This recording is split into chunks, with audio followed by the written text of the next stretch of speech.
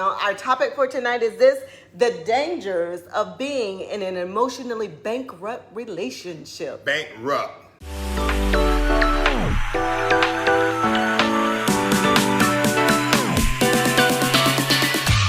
All right, so family, come on, bring it on. Let's get it started. The dangers of being in an emotionally bankrupt relationship. And we're not only talking about romantic relationships tonight, we're talking about all relationships. Some of y'all got a tribe of girls that y'all hang out with. Some of y'all got a tribe of boys, your guys, your dogs. We're going to be talking about all of them tonight. The dangers of being in an emotionally bankrupt relationship. Y'all ready? Come on. Y'all ready? Because some of y'all still trying to figure out what kind of ship you in. Hey, let's get it. Let's get it now. Let's get it. Let's get it. Our topic tonight is simply this: the dangers of being in an emotionally bankrupt relationship. How many of y'all have been in a relationship that now that you're on this side of it, well, I can't say we all on this side of it because some of us might still be in it. But think about it. How many of you have been in an emotionally bankrupt relationship? I'm talking about you've been with somebody, you gave them your all. I'm talking about you showed up, you showed out, you were ready, you did everything you thought you needed to do. Yeah. And some. Yeah. Woo! Have you ever been there? Have you ever been there? I ain't talking about necessarily romantic. Tonight we're going to be talking about every relationship. How many of you all have been in a relationship that you felt like you were not getting a good return on your investment? And I'm not necessarily talking about a romantic relationship. These could be friendships that you were in, Yes, that you are in, that you are sitting there going, why am I friends with this person? Because every time I talk to them, I got to take a goody powder or a BC when I finish. That's for the Southern people. Because, see, not everybody knows what a goody powder and a BC is. Come on now. So if you're from the South, give shots out to a goody powder and a BC and a squig of Coke when you take it to get it down. But what I'm saying is, when you're in these relationships and we look at how we show up in some of our relationships, sometimes those relationships drain us. Sometimes those relationships are not pouring anything back into us. Sometimes those relationships leave us a lot more damaged at the end of the relationship than we were when we first got into the relationship. Yes, yes. Think about that for a second. In some relationships, you come in with a bank account full of money, with an emotional account full. You ready to go. You're ready to engage. You're ready to give. But by the time the relationship is over, your account's overdrawn. It's way overdrawn. It's way overdrawn. And you got nothing out of the relationship. As a matter of fact, you kept making deposits to try to keep up with the withdrawals that were taking place in the relationship. Damn. Am I talking to somebody tonight? Am I talking to somebody? You kept giving and giving and giving. You kept talking and talking and talking and trying to build them up and trying to make a difference in their lives. You just kept showing up and giving, only to discover that at the end of the relationship, What you say? golly, Oh, let me stand up. you look at that account, you look at your emotional well-being, you look at who you are, you look at how you showing up now, tired, disgusted, dreaded, you looking at where's my life now. That person took and took and took. It almost felt like, whoo, you need to go file bankruptcy. Wow. Because you have nothing left to give. That person has walked away. They got all the deposits they needed. Listen, we've helped so many people, and I'm talking about me because I've done it too. We've helped so many people get on their feet, made them better, did more for them than they did for us. And their bank accounts look fat when they left us. Come on now. Your bank account, you were to the point to where you were even questioning your own existence. I'm only talking about me. I'm only talking about me. Because I've given to people in relationships where when the relationship was over, I'm looking in the mirror asking myself, what's wrong with me? Ooh. Why did I let that person suck all the life out of me? Ooh. Why am I a shell of who I used to be? Ooh. That sometimes when I looked at myself in the mirror, I didn't even recognize the person that was staring back at me. Ooh. Heck, there were times when I was even scared to look in the mirror because I didn't know who was going to be staring at me on the other side Ooh. of that. There were times when I was not sleeping in my bed. I was sleeping on the floor, on the side of my bed because I was too weak to get into the bed. Ooh. I'm talking about deep down bankruptcy, emotionally bankrupt. Ooh. There were times when I would ask God to take my life because I was so bankrupt. There were times when I got angry with God because he still let me take another breath. I'm talking about that type of emotional bankruptcy. I'm talking about the kind of emotional bankruptcy where you tried to take your own life, Ooh. but somehow God still let you take another breath. I can only be real, raw, and relevant. That's the only thing I can do. I can only tell my truth. I've tried to commit suicide twice. I took pills as an overdose one time and ended up late, and God ended up waking me up. The second time I tried to blow my brains out and the gun jammed. Come on, I can only give you my truth. Ooh. And even with that, that's just how emotionally damaged and bankrupt I was. Ooh. So I'm hoping that tonight that me being transparent can help you because there is another side to the bankruptcy. Ooh. But here's the thing, you've got to recognize that when the deposits are going out, but there are no deposits being made, you're in a dangerous You're space. on your way out. You're in a dangerous space. Ooh. Think about that for a second. This is good. When deposits are going out, when there's a lot more outflow than there is income, listen, it's a one-sided relationship and it's dangerous because eventually the deposits are going to stop. Think about that for a second. If you're constantly giving out, but you're not receiving, eventually, here's the thing, here's what I discovered with accounts, with the banks. When you've overdrawn your account so many times, guess what the bank does? They shut it down. They shut it down. But here's something else. When you consistently are overdrawn, they even charge you extra. Ooh, come on now. That sounds like I need to go right there for That's a it. second. Go, Some honey. of y'all have been so overdrawn until it costs you even extra. Are y'all hearing what I'm saying? And I'm saying to you that tonight, it is my prayer that after we have this conversation, that you and I will look at our relationships and ask ourselves a serious question. Am I in an emotionally bankrupt relationship? Whether with self or with somebody else. Because you can be in an emotionally bankrupt relationship on your own. What do I mean by that? I'm glad you asked. Let's talk about it. Because many of us find ourselves in emotionally bankrupt relationships because we don't even know how to articulate what we're looking for. We don't even know how to articulate what we want in a relationship. And so what we end up doing is hoping that we can run into somebody who can help us feel better about ourselves. When the truth of the matter is, even if they help you feel better about yourself for a few minutes, for a few days, because if you're not internally happy, if you're not internally healthy, it will not make a difference anyway. I know I'm talking to somebody on here tonight, and I'm saying to you, you've got to become emotionally healthy first in order for somebody else. As a matter of fact, let me say it like this, in order for you to identify if somebody else is healthy for you. That's it. Where do you start? Is your bank account starting at zero or is it starting at negative? Think about that for a second. You so busy trying to hook up with somebody so that you can feel something, but your bank account's already withdrawn. Think about that for a second. What do you actually have to show up in a relationship? What you hoping they gonna feel you?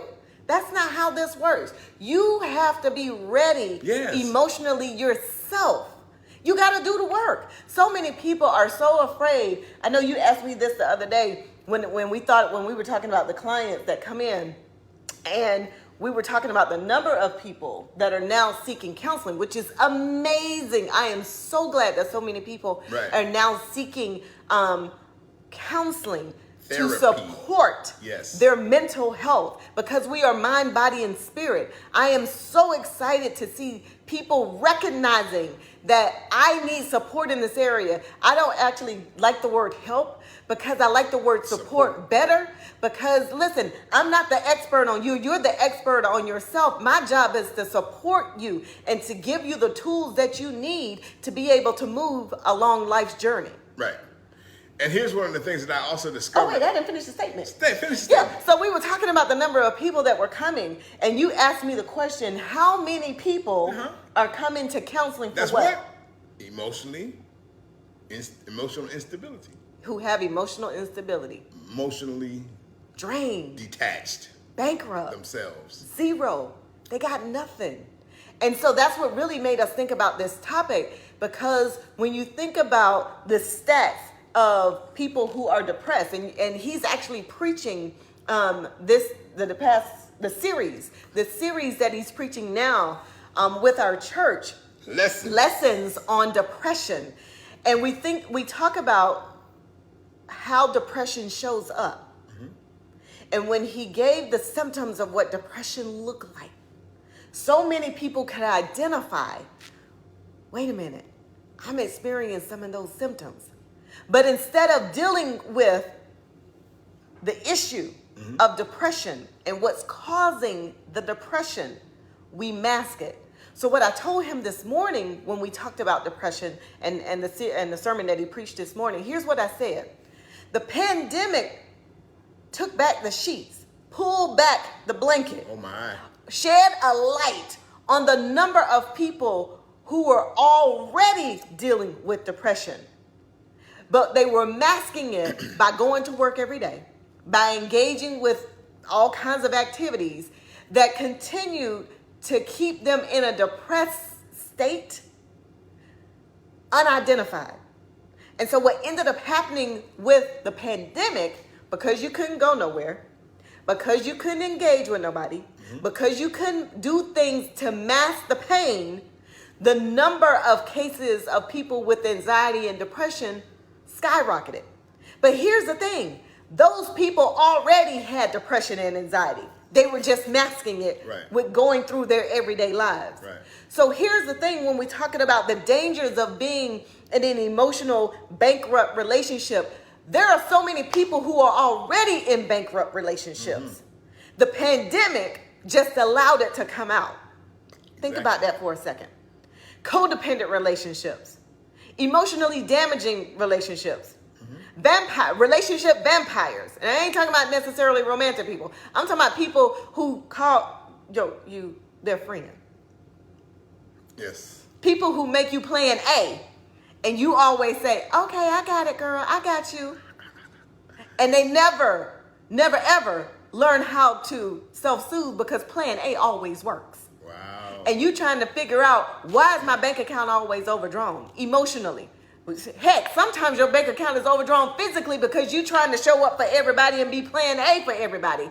And nobody learns how to take care of themselves, because plan A always works, which is you. Plan A always says yes, which is you. Plan A always shows up, which is you. And so now you get frustrated because people are always coming to me for help. Well, that's because you always say yes. Ooh. Which is a boundary issue. And I'm going to come back and get that. Ooh. All right. Ooh.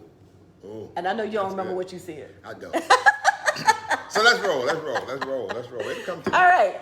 You on such a roll, I ain't need to say nothing. See? So I heard you, sis. So what is, I heard you, girl. I got you on this. So what is emotional health?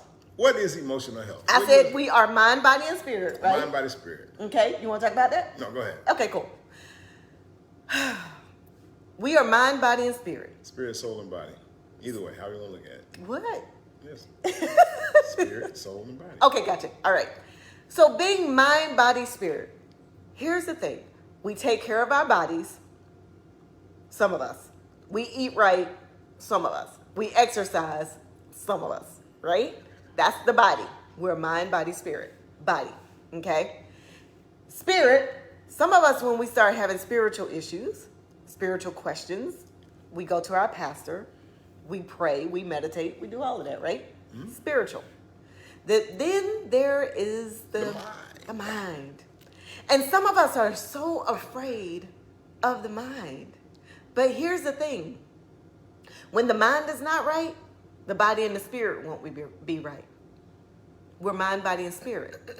So just as important as body and spirit is also the mind. Right. So here's what emotional health is. Real simple definition. Emotional health is how you think, how you feel, and how you behave. That's all emotional health is. How you think, how you feel, and how you behave. So when you think about what you've experienced in your life, Right. because we all in our 40s, 50s, 60s, 30s, some of us, most of us on either. Maybe have one or two of y'all in your 20s. You need to Maybe. hear this too. Maybe. Right. But when you think about your experiences, your experiences make you who you are. Right. Right? But it's your reaction that either keeps you stuck or allows those experiences to become lessons to move you forward. Now, some of us grew up in some crazy households. If you grew up in America and you're of African American descent, you grew up in dysfunction. Of some sort. Of some sort. Of some sort. That's just the truth. And even with that, we have a hard time processing that to the point to where it does not cause us some type of little trauma moving forward. Right. Now, there's big T trauma and there's little T trauma.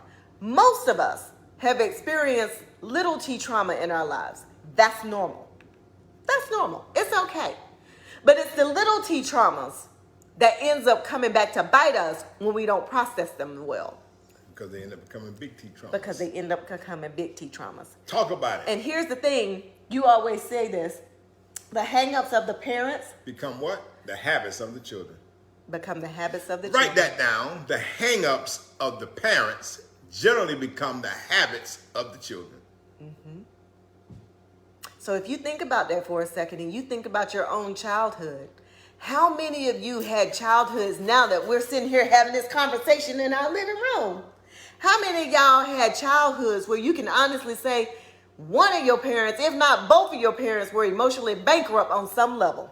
My. I'm just asking what I'm asking. I say this all the time about my parents. My parents were great parents. They just sucked at being married to each other. Ooh. They were emotionally bankrupt for each other. Ooh. But they were great parents. So now their hang-ups Became what? the habits of me and my sisters. And now as adults, we're processing that childhood going, wait a minute, there's a better way. There's a better way to do this.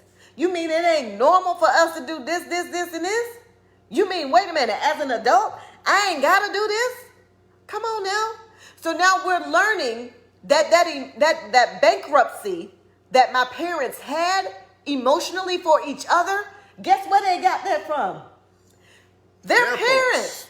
Their parents were emotionally bankrupt. Here's the thing, and I said this before. Both of my grandfathers were alcoholics, emotionally bankrupt. Both of my grandfathers grew up with very traumatic childhoods, emotionally bankrupt. So they couldn't give to their own children what they needed to give because their emotional bank accounts Were depleted. They were overdraft. There was nothing in it. And so now you have these adults trying to rear children, golly, with overdrawn accounts. That's it. You're talking good, and I don't have to say nothing. I'm just saying what I'm saying. I don't have to say nothing tonight. So you're asking me, what is emotional health, Dr. T? It's how we think, how we feel, and how we behave. That's all emotional health is. Write that down. How we think, how we feel, and how we behave. Why is that important? Why is that important? I'm glad y'all asked. Talk about it. No, that's you. No. That's you.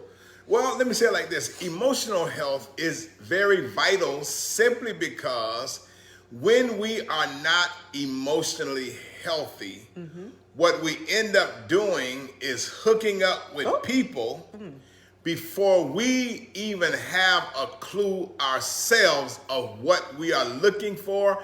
And so when you're emotionally unhealthy, as I said a few minutes ago, the reason why it's so important, because when you're emotionally unhealthy yourself, all you're going to do is continue to run into unhealthy people yourself. Now, let me go a little further, because here's what I was saying earlier to Dr. Tracy, is that what ends up happening a lot of times, I want y'all to think about this. The very area that we need the most help in is relationships. Yeah. All of us who are on here can identify and say, yes, I made some bad choices in my life as it relates to relationships. Hear me good. That needs to be repeated. That's good. The very area that all of us need help in is in the area of choosing people who are good for our future and not our fantasy. And the problem is, the reason why we keep running into the same old issues over and over again is because we don't get God involved. I think I need to put that out there since I'm a pastor. And so we don't get God involved because we think we can handle it. God, I got this. I know he's the right one. And by the time you get to discover who you are first and then who they are, now you're already hooked up with them and you're trying to figure out, how am I going to get past this crazy situation? How did I even get here? And it's because you thought you wanted them and they thought they wanted you. But guess what? Because both of y'all were probably emotionally bankrupt, you discovered that neither one of y'all were good for each other. Now let's talk. That's good right there. So tonight, listen. Don't ask me to repeat what I said, because I don't know. See, I can't. So we got 6 dangers of being in an emotionally bankrupt relationship. And again, these are not necessarily romantic relationships. We got 6 dangers of being in an emotionally bankrupt relationship. Let's talk about it. Here's danger number 1. Y'all ready? Danger number 1 of being why is that such a tongue twister? I don't know. What was I saying? Oh, way number 1. Way number 1. Here it is. There is no emotional connection. Ooh. There is no emotional connection. Y'all ain't got nothing in common. Ooh. There is no emotional connection. Y'all only having surface conversations. Ooh. Because there's no depth to your relationship. Y'all ain't got nothing. Y'all just talking. Ooh. And I'm not talking about romantic relationships. I'm also talking about friendships. I'm also talking about relationships with your children. Some of y'all got relationships with your children that's a hot mess. And as the adult, here's the thing now. As the adult, because you haven't learned how to manage your own emotions, you're detached emotionally from your child. And the habits of the parents become the hang-ups of the children. And so guess what? Your child is doing the same thing. Because they learned from who? You. From you. There you go. So you wonder why your child won't spend more than 10 minutes with you. Come on now. I tell adult children this all the time in counseling. When they're looking for approval, acceptance from their parents, here's the thing. As the adult child, you have to teach your parent how to engage with you as an adult. Mm-hmm. When parents fail to engage the way that you want them to, it's not the parent's fault. It's your fault. Wow. Because you're the one that's supposed to teach your parent how to engage with you at the age that you are. As a child, we need our parents more. Right. But as we begin to age, more independence supposedly is supposed to come. And with that independence, we now have to teach our parents how to engage with us at age 25, at age 35, at age 55. Does that make sense? Yes. And so now some of the people come to me and they go, my mama treat me like I'm 15. Well, stop acting like you're 15. Stop engaging with her like you a 15-year-old and engage with her like you a 45-year-old. Mama. Because here's the thing, she don't know how to treat you like a 45-year-old because you're not acting like one. You're not taking responsibility for your own emotional account. Ooh. So think about that for a second. Ooh. You talking good. I'm just saying what I'm saying. We're only responsible for how we treat other people. He says that all the time. Some of us would rather just not engage at all. Right. And that's not right. It's not good. He challenges me on that a lot because I'm very passive aggressive. And I'm just admitting what I'm admitting. I'm a very passive aggressive person. So after a while, what do I start doing? Ignore him. I ignore him. I will ignore you until you question your own existence. But that's not right. And so he challenges me on, T, you got to show up. T, you got to engage. T, you can't be that way.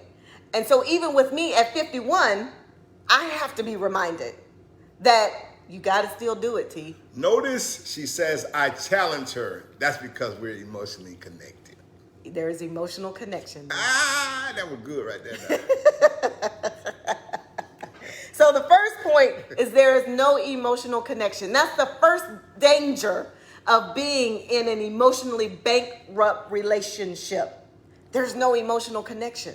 What are you getting out of this relationship? That's why it's dangerous. The act of reciprocity. There's no connection. Is that one of our points? Yeah. That's why there's no connection. That's why it's dangerous. Because there's no connection. Listen, what's the deposit being made if there's no connection? Let me talk about that for a second, because a thought just hit me. I want you to hear me on this, people. One of the things that you do not want to continue to do is live in denial. Living in denial will end up costing you far more than you want to pay. Now, listen to me. For about half of y'all who are on here now, you already know there's no connection. You already know they're not supporting you. They're not giving you anything. You already know that this situation, for the most part, probably is not going to change because it's been like this for so long. But because you may be thinking about what people may say, you may be thinking about, wow, I can't believe I did this again. You may be thinking about, oh, I don't know how I'm going to pay my bills. Listen, if you're not emotionally connected and you continue to live in denial, the only person that is going to cost is you. That's it. That's the only person. So let me just talk to the women for a second, because in most cases, I'm not saying all, but in most cases, men can go to sleep at night and y'all will be up worrying. Y'all will be up trying to figure out how in the world he go to sleep and we ain't even talking. How in the world he even go? Because we have a different thought process on all that. I ain't gonna get into that right now, though. So danger number one, there's no connection. Here's danger number two. Woo. It's an unsupportive relationship. Now, we definitely gonna talk about that one. Unsupportive relationship. Listen, that's a dangerous place to be in. It's real dangerous. Now, when you start talking about unsupportive, meaning not, but listen to me now, not supportive. That's a bad place to be. Hear me now. When you talk about unsupportive, you're in a relationship or in a marriage and they don't support you with your business, they don't support you with your ministry, they don't support you with your schoolwork, they don't support you with the kids, they don't support you domestically around the house, they don't, listen, that's a bad even go to the friendship. To be. Yeah, even in friendship, it's the same thing. They don't support you. I mean, going you back to school, they don't support you. You should have somebody who's saying to you, girl, you better go get it, boy, you better go do the thing. And I'm saying to you, being in a relationship where there is no support, that's a bad place to be. It's a sad place to be. Yeah, that too. It's a bad place and a sad place. There are people... because it's a sad place and a bad place, I'm gonna let you go. You end up being mad. Might well do some rhyming tonight. Oh boy, it's a bad place and a sad place, and now you mad. And now you mad because your account overdrawn again. And see, just like that, I forgot what I was gonna say. He got me laughing tonight so much. You said something about bad and sad. Yeah, that's how I got there. I cut you off with the bad and sad. It's a bad place to be, and it's a sad place to be. Yeah, I don't remember. Okay, it's okay. It's okay. We'll come back and get it if it comes back to you. Lord, touch your brain right now. Ooh, Lord. So when we talk about the unsupported relationship, we're not just talking about romantic relationships. When it comes to your family members, are they being supportive of you? Wow. I know so many people who have had to walk away from biological family. Because them jokers ain't supported one for quarter. They ain't supporting nothing. They taking out your account but not putting anything Ain't in. putting nothing back. But the thing is that some people do a really good job of going engaging with other people to create a tribe or a family that does support them. Right. But then there are some of us who are like, I ain't finna do none of that. And you end up being alone. And then you wonder why no one wants to be with you.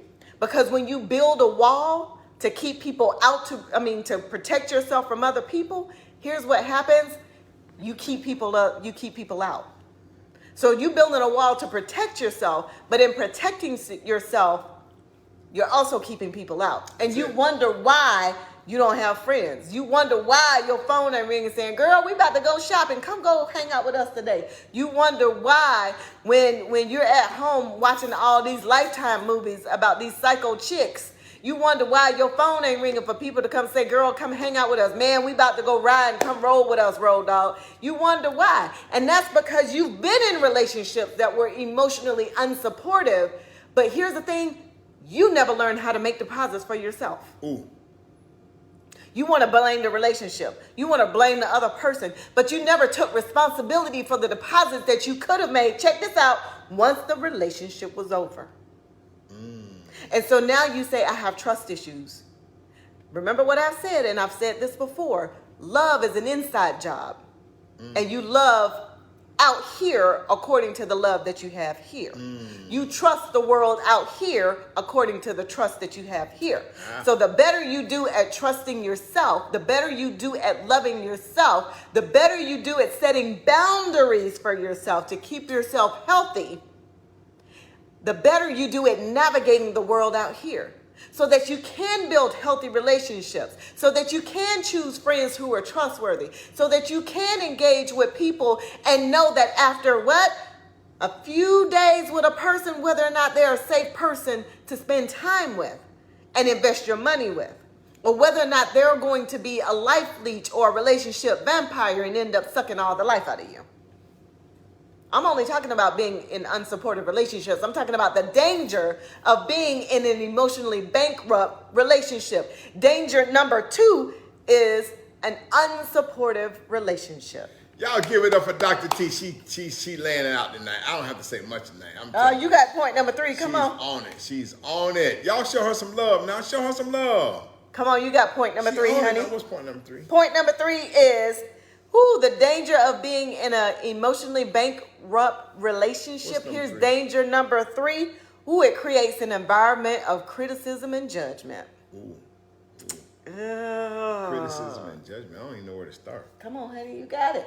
Criticism and judgment. Criticism and judgment. Now, here's the thing I need y'all to hear me on. Let me talk a little loud. Here's what I need you to hear me on. When you start talking about criticism and judgment, no one wants to be in a relationship where they're always critical about something you do or everything you do, where they're just critical, judging. I mean, you can't even feel comfortable within yourself because you're saying to yourself, can I say this? Can I do this? Because there's always going to be some type of criticism. And I'm saying to you, that's a good way to know that you're in a bankrupt situation is when you cannot get away from being criticized, being critical, and being judged. And I'm saying to you that that's a mighty bad place to be. Yes. Are y'all listening to me? Listen, you walk around with a filter. You walk around trying to figure out what you can say and what you can't say. You walk around trying to go, if I say something, is it going to hurt their feelings? Or listen, let me brace myself for whatever they're going to say to me because it probably is going to hurt my feelings. Right. Listen, that's not safe. That's a dangerous place to be in. It's not healthy. It's already bad enough that you're in an emotionally unhealthy place, and now you got to deal with even more emotional abuse. That's extra emotional abuse, knowing that you're in an unhealthy emotional state, and now with the criticism, with the judgment, now it puts you in a deeper place Right. of emotional abuse. Are y'all listening to us tonight? Come on now. And if y'all listening to us, I need y'all to listen to me say, share this video for the last 15 minutes.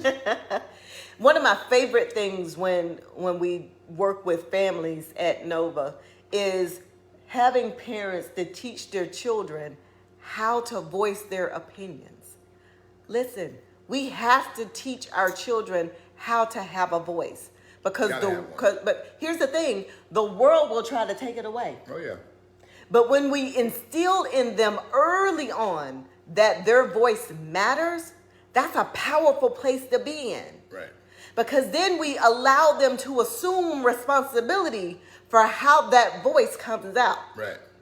And teaching that to them early, we are teaching them how to emotionally regulate themselves early on. So when we shut them up, instead of allowing them to voice their opinions, listen, you're taking away their power. One of the things I love about us? Oh. about Keisha. Okay. About Keisha. My sister. Yeah. Is that she has Sakaria's. She'll be 11. 11. Listen, there is no filter for this little girl. But she's not disrespectful. Does that make sense? She has a voice. She has a voice. Her mama has given her a voice. Her mother has allowed this voice to take place. But not only this, that when she voices her opinion about something, Keisha makes her go back and say, why did you say that? So if Sakari has an opinion about something, Keisha makes her justify that opinion. And that causes Sakari's mind to keep going to say, well, why did I think that? And why is it that way? And so when a child asks why this, why that, you don't shut them up. You allow them to process that. And that helps to build their language so that when they become adults, they don't have this excuse to say, well, I don't regulate my emotions because I have anger management issues. No, you have language issues because people in your life early on didn't allow you to have the language to develop your emotions. Y'all have to go back and listen to this again because this is too much information for y'all to try to get. I'm saying too much. Oh, this is so good. Okay. They're going to miss. It's just so much you're saying. You know, you're just good. See? Y'all remember when I used to try to get a kiss from him? He wouldn't let me have no kiss. But you know, you're saying you're doing so good tonight. I had to give you one. See that? Mm-hmm. So did y'all get that? There needs to be an environment where there's no judgment, and there needs to be an environment where there's no criticism. Think about this. When you as an adult have to filter what you say to somebody else because you don't want it to start an argument, because you don't want them to take it the wrong way. Think about that for a second. So for those of you who are parents, if you feel that way as an adult, think about how your child feels. And I want to just give you one quick thing real quick. One of the things that I want you to do in relationships, quite naturally, there are going to be some things that need to be said. But one of the words that I want you to trade for criticize is, I always tell people, like for instance, if I have something to say to someone, I say, can you handle constructive observation? Can I make an Because observation? most people say constructive criticism. Yeah. I call it constructive observation.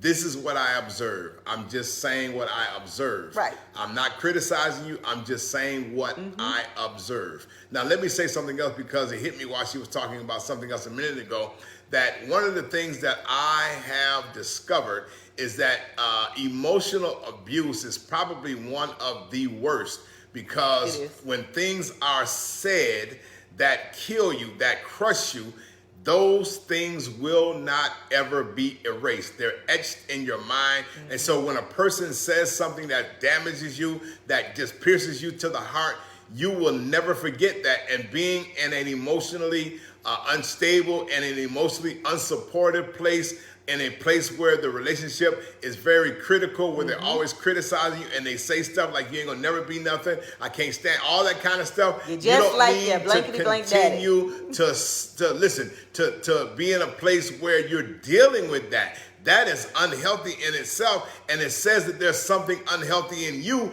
to allow yourself to continue to be demeaned in that way. Are y'all listening to me? There's no way I'm gonna let somebody tell me that I'm nothing. You're ugly, you're this, you're that. No. If you feel that way about me, I think you better leave me alone. Pack your bags, because that is not healthy at all. You need to pack your bag and get the heck on. Whew, did y'all get that? They don't need to be in no emotionally abusive relationship.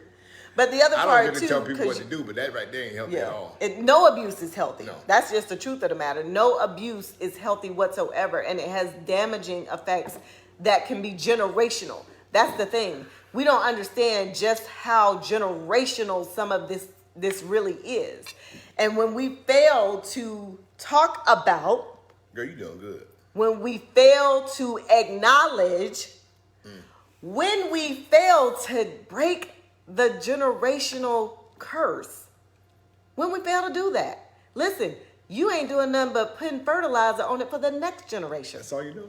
So when you fail to do all of that, think of it this way. You're putting fertilizer on it for the next generation. It's going to keep growing. Yep. And we're talking about the dangers of a bankrupt relationship. I tell people all the time, there is nothing that you have to stay in that's more important than your life. Right. Nothing. There's nothing. You can always go make more money. Correct? Oh, yeah. You can always do that. As long as you're alive. As long as you breathe, then you can go do that. So to stay in something that's constantly causing you physical pain, listen. Emotional pain, too. Emotional pain. Yeah. Listen, we don't tell people to get a divorce. All I simply say is this. If money is an issue, you can go make more money. If living arrangements is an issue, you can find somewhere to live. you can find somewhere to live. May not be what you want right then, but you can find somewhere to live. And my mom always says this. It won't always be like this. It won't always be like this. This too shall pass. You ain't got a song for that one? Sooner or later, it's gonna turn in your favor. It's turning around for you. Y'all got it? All right, so we're talking about the dangers of being in an emotionally bankrupt relationship. Yes, Here's sir. point number 4. Woo, and we've been talking about this all night, really. Point number 4 is the relationship is draining you. Oh. The relationship is draining you. It's like a vampire. It's sucking the life out of you. It's like a mosquito that's sucking the blood out of you. And Woo. you're saying, I can't breathe. That's it. It's sucking the air literally out of you. People who knew you back then look at you now and go, girl, you look different. Man, you got a lot of gray hair right now. Like, what's really going on? Your countenance has changed. Your face is sunken in. Your energy is low. Your eyes are hanging down. You just sad all the time. You depressed all the time. You ain't got a positive word coming out of your mouth. Listen, your energy is so low, people have to check your pulse sometimes. Listen, you're just sad. It is literally sucking the life out of you. Your hopes, your dreams, your passions, they're all gone. Listen, you unburied them bad boys. Listen, you ain't making vision boards. You ain't reading no more. You ain't scrolling Pinterest trying to figure out what you want to be when you grow up. Listen, you can't even think about what you're going to do tomorrow because you're so busy trying to figure out why you so sad now. You're drained. You're drained. Ooh.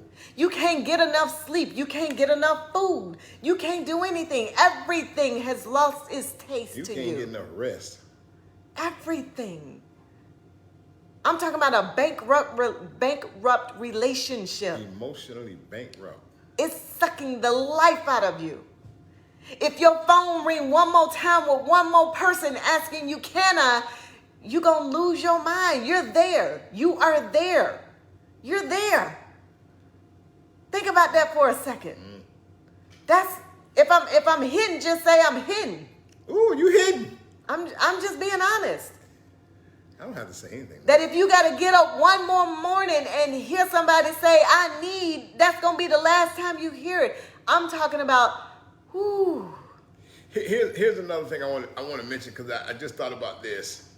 Some of you only have peace when you're not home or when they're not there. I think I need to say that again. Ouch. That's when you know you're in an emotionally bankrupt relationship, when the only time you have peace is when you're not home or when they're not there. Come on. Ouch. Or even when you get there, you're sitting in your car for 15, 20, 30, 45 minutes, just saying to yourself, Lord, together. just give me the mind to go in here Golly. and do what I need to do and go to bed. Golly. you just at that place. Come on now, y'all talk Come to me. on. Am I talking to anybody today that can understand what I'm saying? Anybody know what I'm talking about? Come on now. You ain't got know no what I'm talking peace. about. Stop playing. Listen, not having peace is a very dangerous place to be in. Yeah. Because you going to start making some mistakes. You going to start, listen, it's only a matter of time before your dam bursts when you ain't got no peace. Ooh, you cuss again. I'm just saying, when that dam bursts, here's the thing, you can't put water back in a dam after the dam has burst. Not after it's burst. You can't do that. You got to get a whole new what? You got to build a whole new dam. Mm-hmm. And here's the thing, as the water starts to flow uncontrollably, uncontrolled, gushing everywhere, it's going to take out everybody in its way, in its path. Yes. It leaves a path of destruction. Think about that for a second. A flood from a dam leaves a path of destruction. And so when your peace is broken, when you ain't got no peace, woo, when that dam finally breaks, everybody in your path. Come on. That was good, right? Destruction. It's a destructive state to be in. Here's another way to look at it. Even your kids are catching the brunt of your unhappiness because your dam has burst. Even the folks at your job are saying, you so moody because your dam has burst. Even, let me stop right there because I went too far. You hit folks with that moody part now. Oh, yeah. I'm just letting you know. Yeah. Even the dog be wanting to say, let me out the house. Yes, the dog be looking at you like, can I please get out? Listen, our time is about up. We got point number 5. Here's the danger of being in an emotionally bankrupt relationship. This is one of my favorites. The relationship is one-sided or there's a codependent issue. Deal with that. Deal with it. Now, let's talk about this one-sided. We've been talking about that really all night. That you constantly making deposits and getting a good investment on your return. And your account is always overdrawn. But let's talk about this codependency. Mm-hmm. Codependency. Let's talk about it. Yes. Because some of y'all, let's just be truthful here, are in codependent relationships. You can't leave, but you don't want to stay. Ooh. His foolishness feeds your foolishness, which then in turn feeds your foolishness and then his foolishness, and then y'all keep going back and forth. There's a codependent here. The worse she feels, the better you feel. And the better you feel, the worse they feel. There's a codependent relationship going on here. Lord Jesus. I'm just saying. And so when you're in these codependent relationships, the reason you can't leave is because you steady trying to find somebody that fulfills that need that you need to be needed, which is really not needing to be needed. You just want somebody to need you so that you can feel something. It's a codependency relationship there.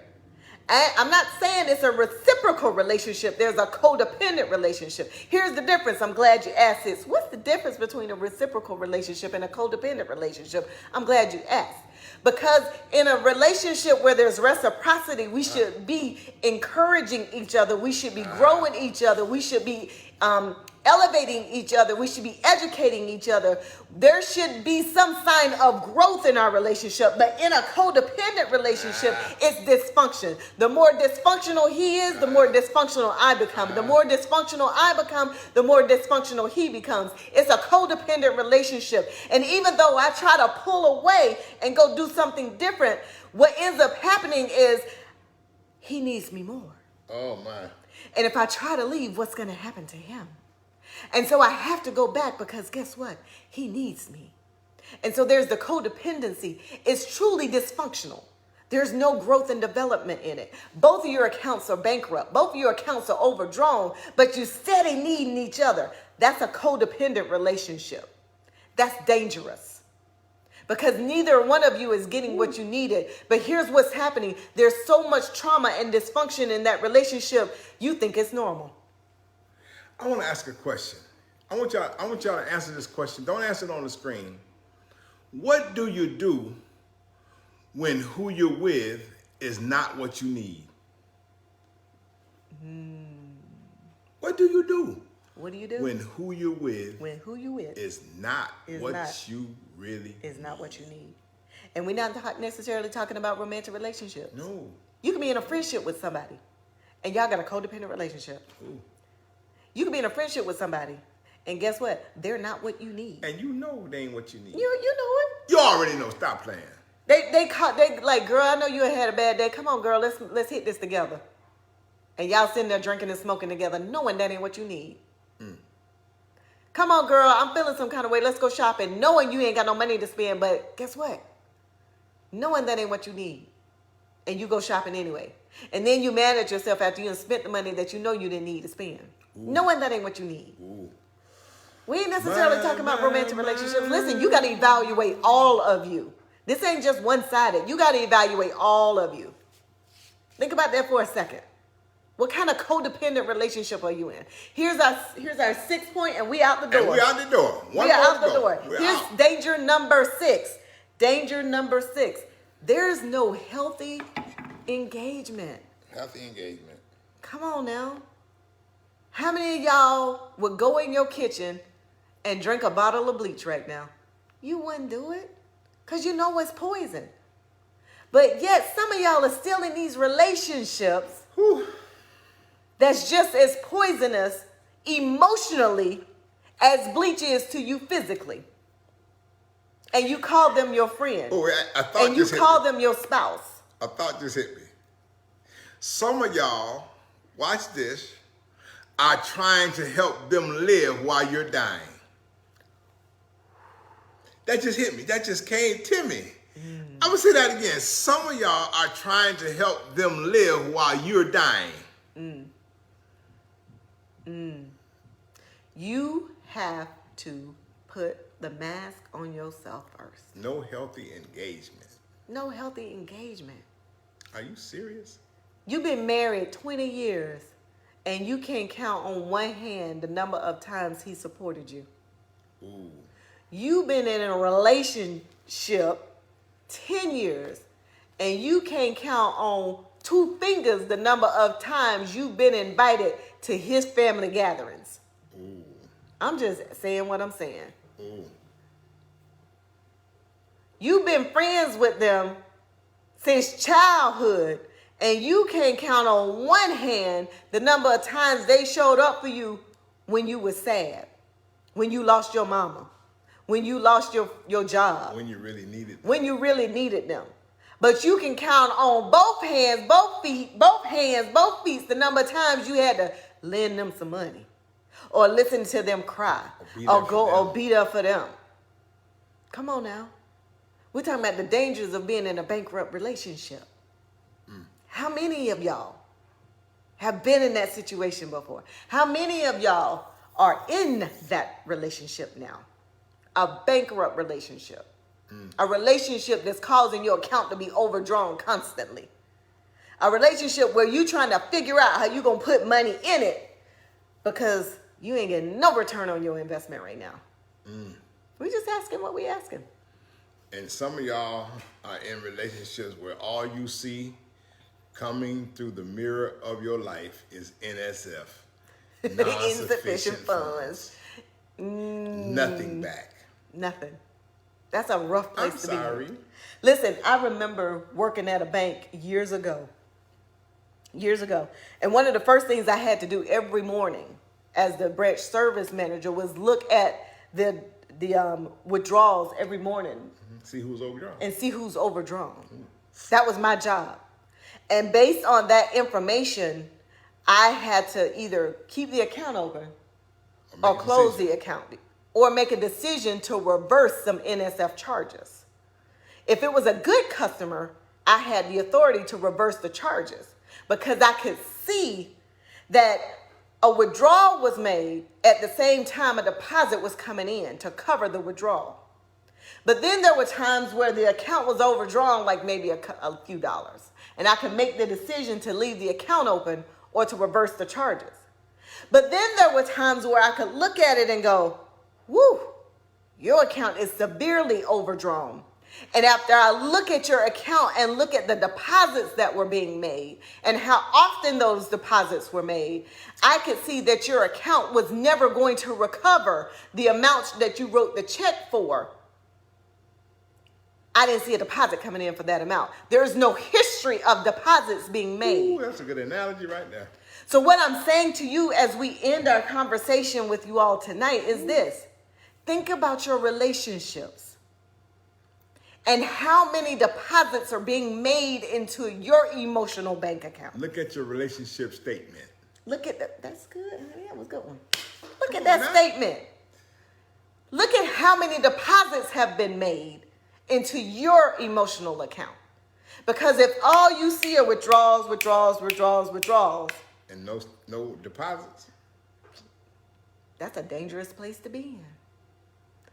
So we're going to close out. All right. Close out. See See y'all y'all later next week.